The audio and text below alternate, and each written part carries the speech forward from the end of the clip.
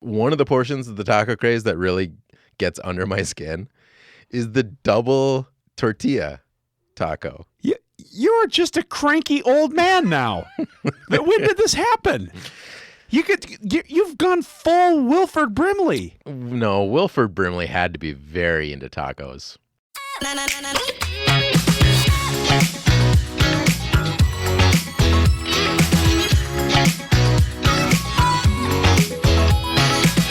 Well, here we are.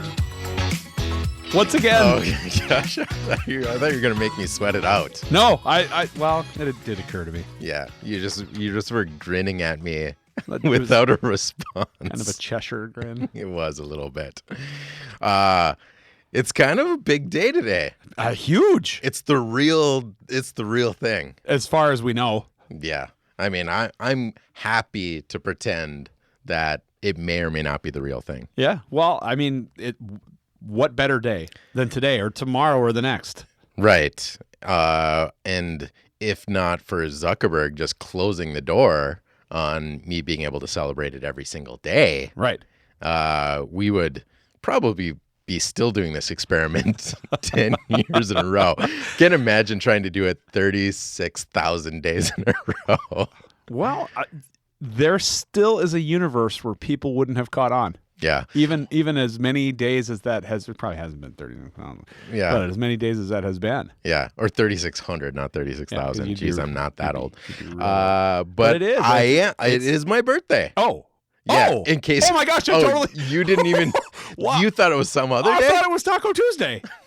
I'm sorry. Taco Lousday. It's also Taco Lousday. Well, yeah. happy birthday. Yeah. Taco Lou. I can't quite tell what Hot Mike is more excited about. It's close. Yeah, it's close. It's a close race. Let's just go ahead and introduce the show. Yeah. This is the hotlou Show. I am your host, Louis Brimowski, or somewhat strongly referred to as hotlou. I was 41 first. Mike Franklin. It's not a race. Well, yeah, it is. Okay. That's fair. That's fair. Yeah, I thought so. One of the other things that I keep track of, and I don't know anybody else that does this, is I keep track of every 1,000 days in my life. Do you do that? No, I didn't know that. That's real weird. Yeah. So what is that? What is that? Like a metric year? No, I just,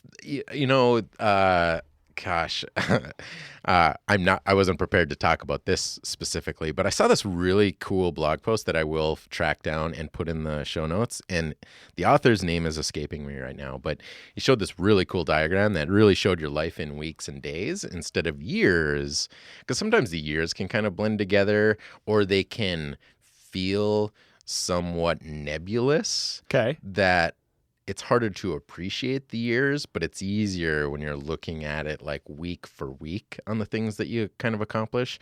And I just put on my calendar just to see like where it all lined up. Like, okay, this is when I was 1,000, blah, blah, blah. And I turned 15,000 days old next month. Oh, wow. And, so we'll have to have another podcast. Yeah, probably. I wasn't intending on stopping here anyway. Oh, I hope you weren't. No, well, are you revealing something on the show live? No. Stay tuned to the end. So, just conveniently enough, I was able to, the day that I turned 13,000 days old, I did my first Tough Mudder, which you've done them. Or you've done a similar obstacle course. I've done the non-union Mexican equivalent. In the United States? Well, this was pre-Trump. Partially. Yeah. Yes. It was. So that was the first obstacle. when we're all trying to get past it. So that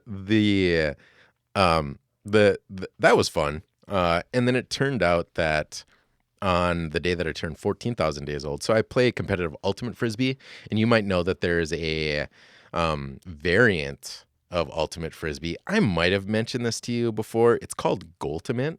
Does this ring a bell at all? No, this is brand new information to me. Okay, and it's gonna sound bizarre. Not that ultimate doesn't already ring like hippie dogs with frisbees to kind of the layperson, but Goaltimate is basically the same rules as Ultimate, except that there's an arch in the middle of the field. It's about 12 feet high, about 12 feet wide, and the objective is actually to throw the frisbee through that arch and catch it on the other side in a goal. So, and it's like half-court basketball. Catch it on the other side in a goal. What do you mean? So like there's just like a touchdown, right? So what I mean by goal is the end zone. So there's an end zone on the other side. So it's not the same dimensions of it's not. Because I was going to say and that in would fact, be it's a semicircle. Okay. That if you imagine that arch got tipped over and was like a shadow, that's what the end zone looks like. Okay. And so you can only throw the frisbee through the arch in one direction, and there's only one arch on the field, and you play it like half-court basketball. Sure. Where you clear the disc. I am in love with this game, and I love it more than the height of my loving Ultimate. Really? Yeah, and it's catching on, but not to the degree that Ultimate is. And as I get older, Ultimate's just getting, I mean, frankly, very difficult. Yeah. Because, you know, you get into your 40s, because it is actually my birthday, and I'm Right. 41. Yeah. The sprinting 60 yards followed by a 40-yard sprint, followed by another 50-yard sprint, and then your team turns it over, and then you have to do the same thing, but on defense. That was exhausting in your 20s. Yeah. Now do it in your 40s. It's like, all right, it's hard. No, I would need a weapon. Yeah. And like preferably one with some range. Mm-hmm. So, and yeah, my weapon is like 5-hour energies and like Gatorade. I mean, Thrive is great, but yeah, yeah. So Goaltimate I love because it's like half-court basketball, and there aren't the back-to-back 40-yard sprints over and over, and there's a lot of creativity in like 20-yard passes instead of the like 80-yard, what's called a huck in Ultimate. And on the day that I turned 14,000 days old, the very first national championship for Goaltimate happened that weekend. So you've been doing this Goaltimate thing for 1,000 days, give or take. Actually, more than that. So really, Goaltimate started picking up in popularity in the late 2000s. Okay.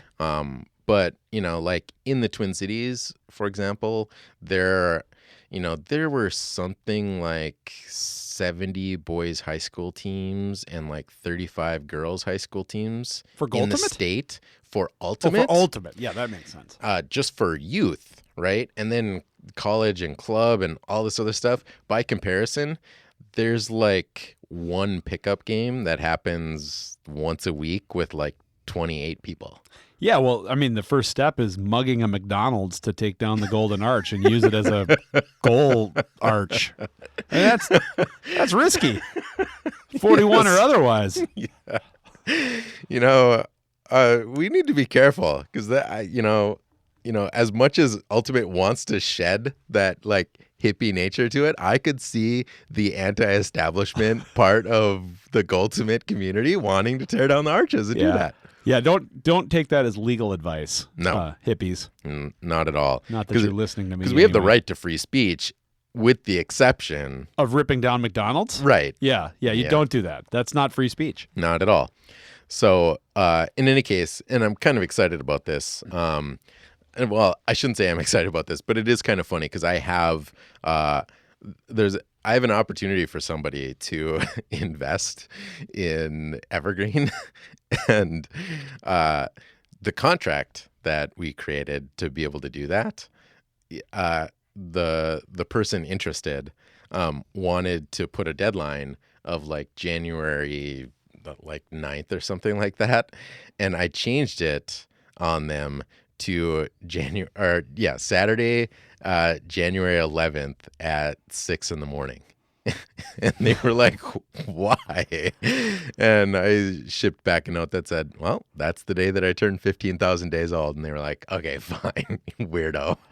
So that's a little odd. Yeah, it is. But it's been interesting that kind of these like big moments in my life have kind of lined up, and been able to do something I'd say notable on the days that I turn 1,000 days old. But you might also recall that on my birthday, I do something I'd say rather notable. Yeah, you make tacos. They're really good. You know, if I were going to make something on my birthday, I'll be honest. And you know what? We might lose a bunch of listeners because I'm about to say something very polarizing. Oh, I'm Should not the into kids- tacos. what? Yeah, okay, this is the episode that Mike quits. He just threw his headset. You know, I just think, you know what? I'll tell you, especially the taco craze, one of the portions of the taco craze that really gets under my skin is the double tortilla taco. You're just a cranky old man now. When did this happen? You've gone full Wilford Brimley. Oh man. No, Wilford Brimley had to be very into tacos. That's fair. Yeah. One doesn't just get diabetes. Yeah. By the way, not that I'm going to share this in the show notes, but the argument you got in over the Oh my God. it was kind of hilarious. The diabetes dad joke daily post. Yeah. But Bizarre. moving on. So wait, back to this insane position that you hold. Now, I'm actually not even aware of double tortilla. That's not a thing. You mean like a crunchy one and a soft one? Okay. No. Like two But- soft tortillas? Two soft tortillas. Oh. It's like a thing. So Really? I will say that there's So it's a avocado toast, but it doesn't mean you have to have it. yeah. Also, I don't understand that. No. But the Torchy's Tacos is Okay. this I've heard of rather famous Yeah. chain of tacos, and I know that as you know, I've been living in Denver and kind of splitting my time between Minneapolis and Denver, and there's Torchy's there. They do their double taco shell thing, and I think there's something called Rusty Taco Be careful in now. Minneapolis. Yeah, it's kind of weird, but I think that exists here. And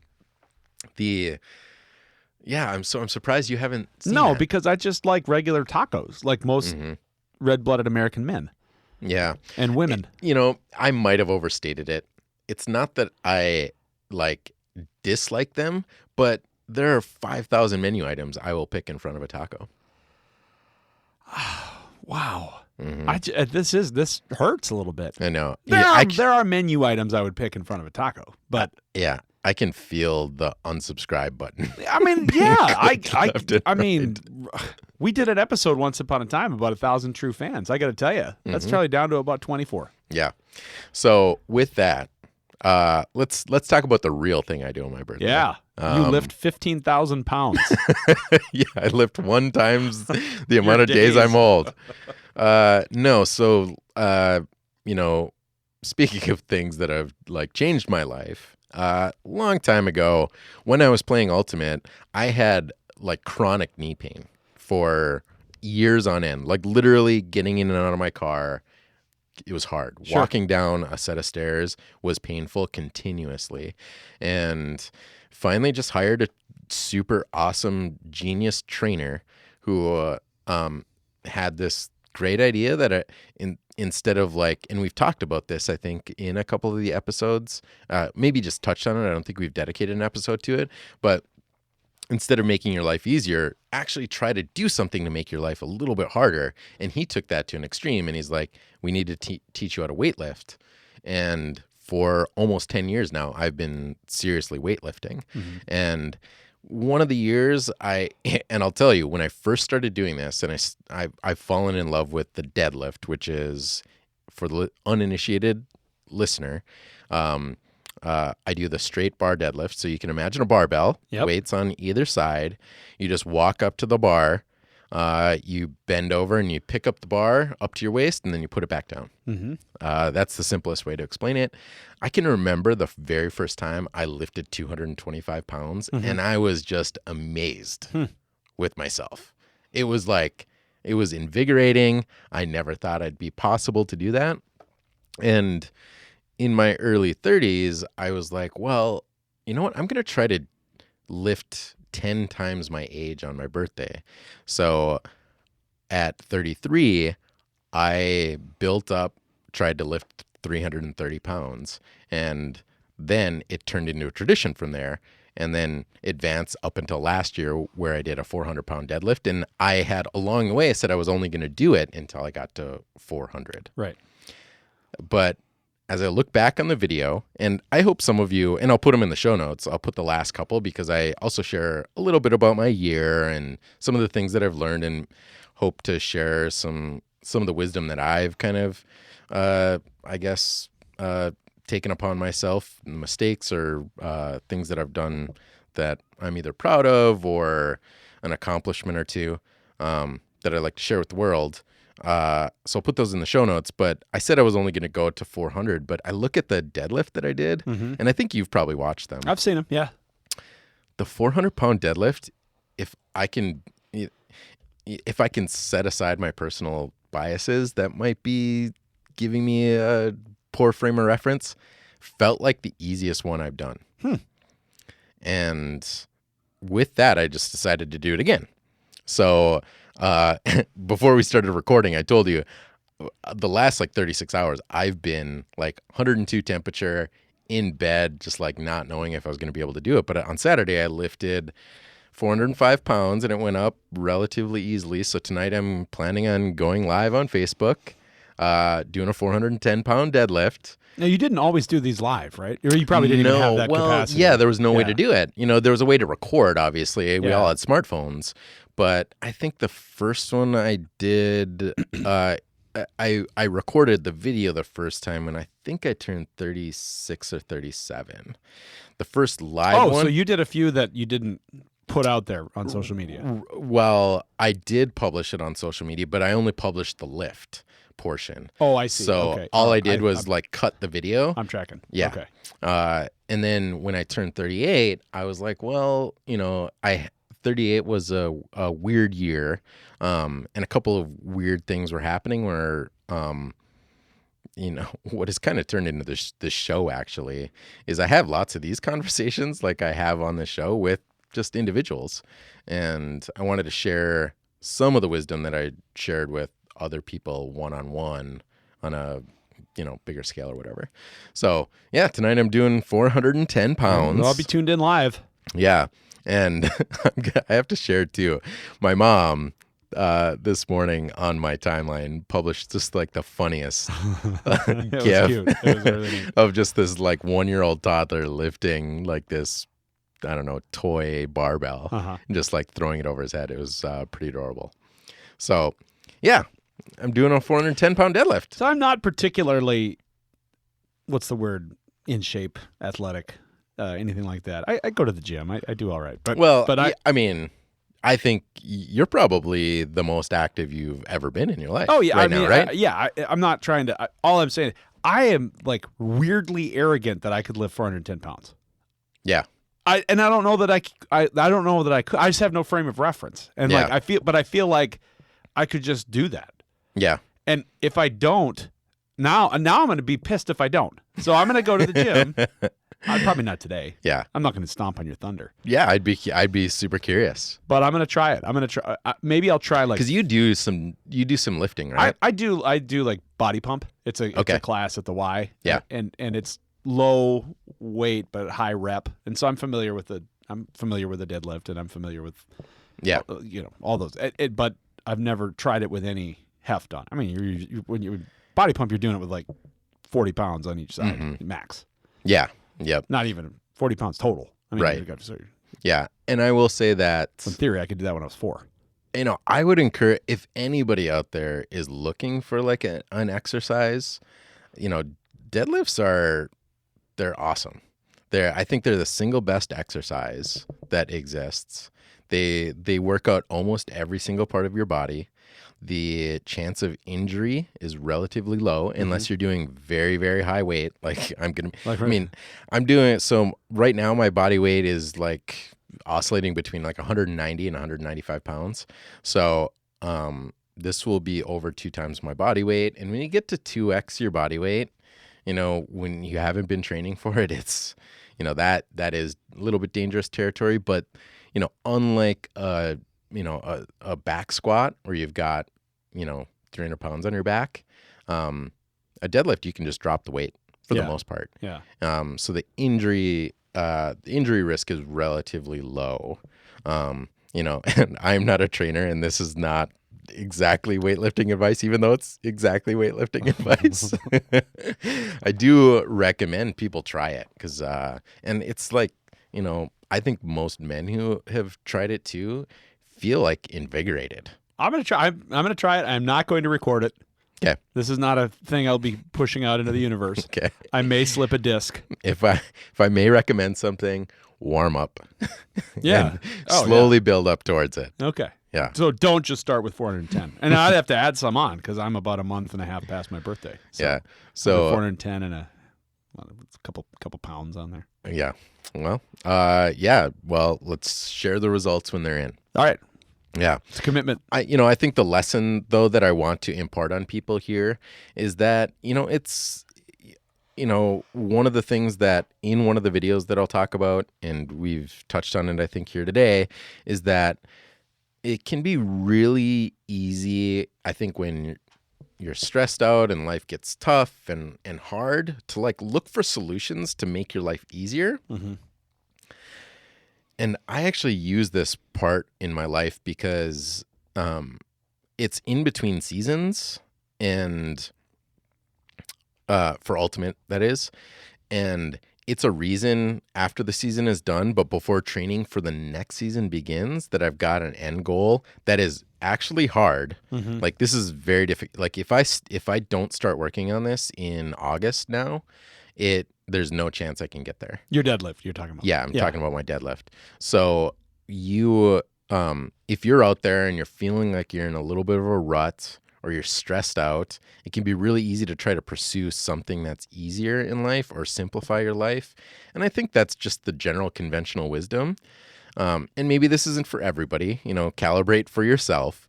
But if you set a super ambitious goal for yourself and know that it's going to be hard, but that even if you get close, you're going to learn a new skill Mm-hmm. or feel accomplished that you get close. There's something about that process that gives you a little bit more purpose than actually eliminating some of the hard parts in your life. Sure.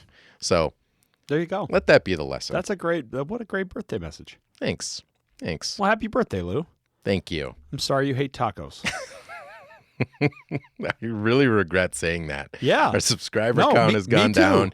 You're about to resign from the podcast. You can slash my pay. With that, I hope you'll take that lesson to heart. And I really hope if you're listening to this and find it in your heart to contribute to something that means a lot to me, I am raising money on my birthday for Simon Says Give. Mm-hmm. And loyal listeners, loyal lunatics will know that we had Dina and Mandy, founders Mm-hmm. of Simon Says Give, on the show. And I'm trying to raise 10 times the amount of weight that I'm lifting today, which is $4,100. So it's, not insignificant, but to that point, when I first started doing my birthday fundraiser, I had only tried to raise 10 what I was lifting, Right. and barely made it. But now that I'm setting a far more ambitious goal, like I'm blowing way past that. I raised well over $3,000 last year. Wow. So if you find it in your heart, just visit facebook.com/hotlou. And at the top should be the Facebook fundraiser for my birthday. If you find it in your heart, you've enjoyed the show, I'd love a contribution. So with that, thanks for listening. This is the Hot Lou Show. I am your host, Hot Lou. I am likely going to blow an O-ring, Mike Franklin. And we'll talk to you next Lousday.